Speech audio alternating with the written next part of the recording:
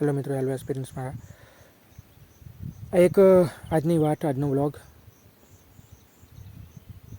જે aptitude exam છે, class 3 GPSC, class 1-2 police constable, panchayat વિભાગ. તો તૈયારી કરવાવાળા મિત્રો, આ જેમ જેમ વર્ષો જાય છે, જેમ જેમ નવા આરઆર આવતા જાય છે, જેમ જેમ નવી નવી ભરતી પ્રક્રિયા ચેન્જ થતી જાય છે, તેમ તેમ કોમ્પિટિશન એટલા હદ સુધી વધતું જાય છે ને, તમે એનો અંદાજો નથી લગાવી શકતા. અને તમે એવું વિચારશો કે હું 2-4 કલાક વાંચીને આ ભરતી ક્રેક કરી લઈશ, એ તો થોડું અસંભવ જેવું થઈ જાય છે.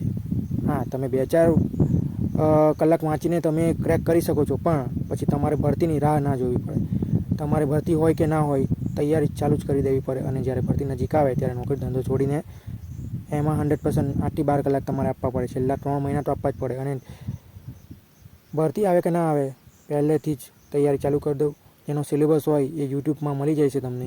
એ સિલેબસ પ્રમાણે આખો સિલેબસ 4 થી 5 વાર પટાવી દો તમે ભરતી આવતા. અને ભરતી નજીક આવી ગઈ ત્યારે 2 મહિના પહેલાં નોકરી જોબ ધંધો છોડી દો અને 8 થી 12 કલાક ખેંચી લ્યો. શું નથી ક્રેક થતી?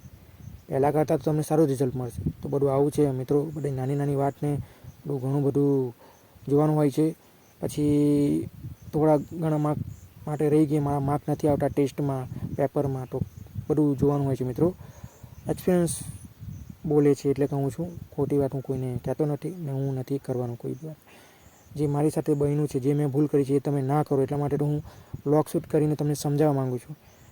અને બીજી વાત કે તમે મને સાંભળો, તમારો આભાર. અને બીજા કોઈ મારી જેવા વ્યક્તિને બી સાંભળો, ઘણા બધાનું સાંભળો, અને પછી તમને ઠીક લાગે તો એ તમારે કરવાનું છે.